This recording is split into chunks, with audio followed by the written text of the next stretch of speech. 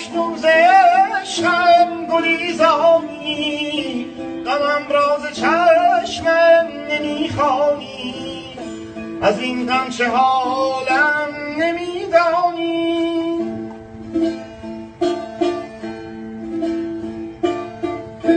پس از تو نمونم برای خدا، تو مرگ دلم را ببین و برو، چو توفان سختی ز شاخه غم، گل هستیم را بچین و برو، که هستم من آن تک درختی که در پای توفان نشسته، همه شاخه های وجودش ز خشم طبیعت شکسته.